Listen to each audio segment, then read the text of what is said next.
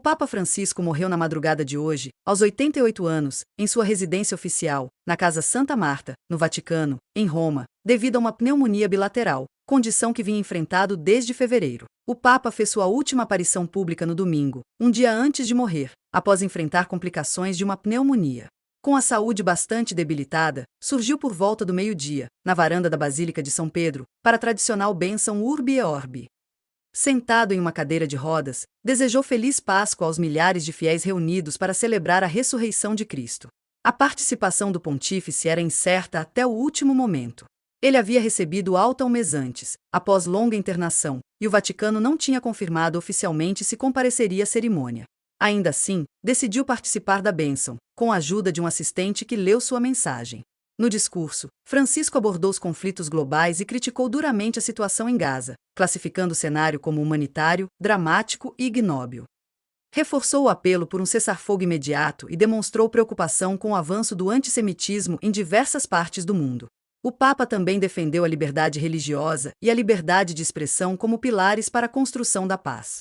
Não é possível haver paz onde não há liberdade religiosa ou onde não há liberdade de pensamento nem de expressão, nem respeito pela opinião dos outros, afirmou.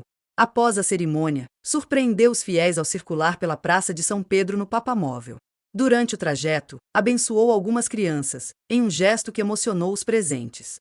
Há mais de uma década, o pontífice havia assinado um documento que abria a possibilidade de renúncia caso sua saúde o impedisse de continuar exercendo suas funções à frente da Igreja Católica.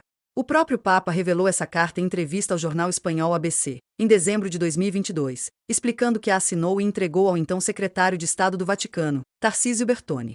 Assinei a renúncia e disse a ele: em caso de impedimento médico ou algo assim, aqui está minha renúncia.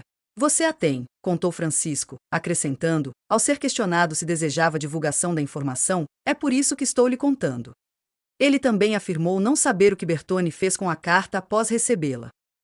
Jorge Mário Bergoglio, nome de batismo do Papa Francisco, nasceu em 17 de dezembro de 1936, na cidade de Buenos Aires, Argentina, integrante da Ordem Jesuíta, Companhia de Jesus.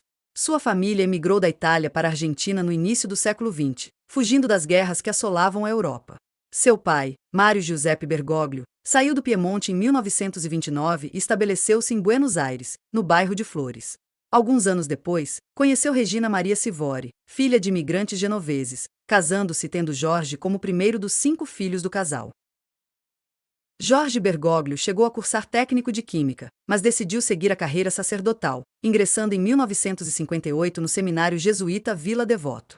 Formou-se em filosofia pela Universidade Católica de Buenos Aires em 1960, disciplina que lecionou em escolas da Companhia de Jesus em Santa Fé e na própria Buenos Aires.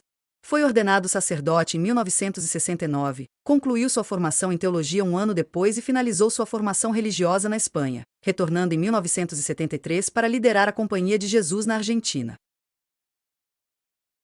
Nos anos 1980, retomou atividades acadêmicas como reitor da Faculdade de Filosofia e Teologia de San Miguel, atuando também como diretor espiritual e confessor na cidade de Córdoba. Em 1992, foi nomeado bispo auxiliar de Buenos Aires, trabalhando diretamente com o arcebispo Antônio Quaratino, o que, segundo relatos, triplicou o número de sacerdotes dedicados aos bairros mais pobres da capital. Em 1998, tornou-se arcebispo de Buenos Aires, mantendo seus hábitos simples, utilizando o metrô e evitando os luxos da hierarquia católica. Em 2001, foi nomeado cardeal pelo Papa João Paulo II e, 4 anos depois, participou de seu primeiro conclave, terminando em segundo lugar, perdendo para Joseph Ratzinger, seu antecessor imediato. O motivo oficial da renúncia de Bento XVI, ocorrida em 2013, passou a ser conhecido após sua morte, em dezembro de 2022, conforme carta enviada a seu biógrafo, na qual Ratzinger relatou que uma insônia, que o acompanhava desde 2005 e se agravou meses após suceder João Paulo II, o levou a se afastar da liderança do Vaticano. Segundo a carta, os remédios para dormir provocaram uma queda em 2012, durante viagem ao México e Cuba, levando os médicos a orientá-lo a reduzir a medicação e a participar apenas de eventos diurnos. Esse cenário, somado às tensões no Vaticano, com escândalos e disputas internas, como o caso Vatilix de maio de 2012, abalou o papado de Ratzinger, fato que levou o então porta-voz do Vaticano, Frederico Lombardi, a afirmar que a Igreja precisava de alguém com mais energia física e espiritual, que pudesse superar os desafios de um mundo moderno e em constante mudanças. Em 13 de março de 2013, o Papa Francisco assumiu o comando da Igreja Católica, após os cardeais reunidos no Vaticano alcançarem, pelo menos, 2/3 dos votos, tornando-se o primeiro pontífice de origem latino-americana e o primeiro a adotar o nome Francisco, inspirado em São Francisco de Assis e em suas virtudes de humildade, altruísmo e clemência aos mais pobres. Durante seu pontificado, adotou uma postura progressista em temas sensíveis. Permitiu que padres abençoassem a união de pessoas do mesmo sexo e defendeu a descriminalização da homossexualidade, como afirmou em entrevista ao jornalista argentino Jorge Fontevecchia, do Grupo Perfil, em 2023. Infelizmente, há cerca de 30 países que ainda hoje criminalizam a homossexualidade, sendo que quase 10 deles têm pena de morte. Isso é muito sério, não dá para aceitar. Promoveu também o aumento da participação feminina em cargos de gestão na Igreja, com a nova Constituição da Cúria, de março de 2022, que autorizou qualquer católico batizado, inclusive mulheres, a chefiar os escritórios do Vaticano.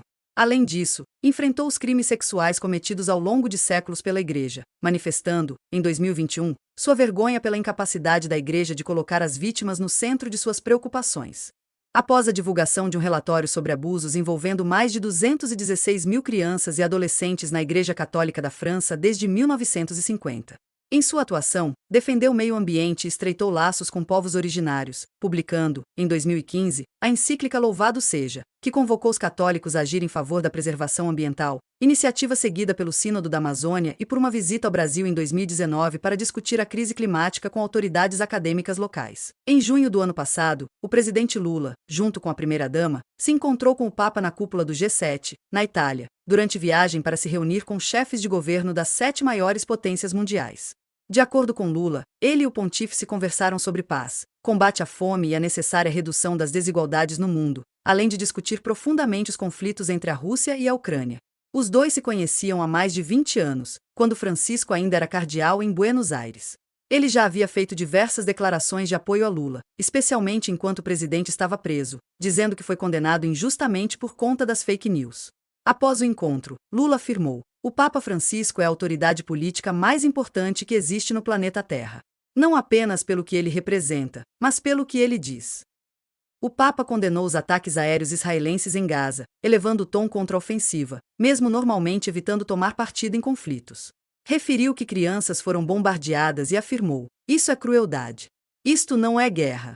Eu queria dizer isso porque toca o coração", em alusão aos ataques que ceifaram a vida de pelo menos 25 palestinos em Gaza no ano passado. Francisco também comemorou a interrupção dos combates na faixa de Gaza após o acordo de cessar-fogo entre Israel e o Hamas entrar em vigor, encerrando uma guerra de 15 meses que provocou devastação e profundas mudanças políticas no Oriente Médio. No cenário internacional, o Papa Francisco defendeu ativamente os direitos dos migrantes e criticou as políticas de endurecimento das fronteiras, tanto nos Estados Unidos quanto na Europa. Criticou, inclusive, as medidas anti-imigrantes do presidente Donald Trump, o que gerou uma crise entre o Vaticano e a Casa Branca. Em carta enviada a bispos americanos, defendeu o direito de manter as comunidades seguras contra aqueles que cometeram crimes violentos ou graves. Também condenou a abordagem adotada pelo republicano, afirmando que o ato de deportar pessoas que, em muitos casos, deixaram sua própria terra por razões de extrema pobreza, insegurança, exploração, perseguição ou grave deterioração do meio ambiente, prejudica a dignidade de muitos homens e mulheres, e de famílias inteiras, e os coloca em um estado de particular vulnerabilidade e indefesa. Quando um papa falece ou renuncia, inicia-se um período conhecido como sé vacante, durante o qual o cardeal Camerlengo, responsável pela Igreja Católica enquanto o papa está ausente ou falecido, assume funções administrativas até a eleição do novo papa. A escolha do novo líder da Igreja Católica ocorre através de um conclave, onde apenas cardeais com menos de 80 anos têm direito a voto. O processo é secreto e pode incluir várias rodadas de votação até que um candidato receba 2/3 dos votos.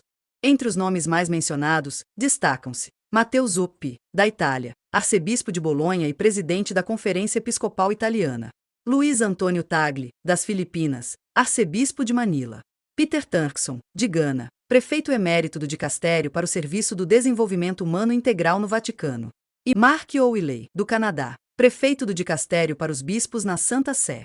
A eleição do novo Papa terá grandes implicações no rumo da Igreja Católica. O novo pontífice poderá optar por dar seguimento às mudanças iniciadas por Francisco ou escolher uma postura mais conservadora. A principal questão é se os cardeais irão preferir manter a Agenda Francisco, que abrange temas como justiça social, sinodalidade e diálogo interreligioso. A morte de Francisco representa um instante decisivo para os mais de 1 bilhão de católicos no mundo. A expectativa em torno do conclave será elevada, com fiéis ansiosos para descobrir quem assumirá a cátedra de Pedro e de que forma esse líder definirá o futuro da Igreja.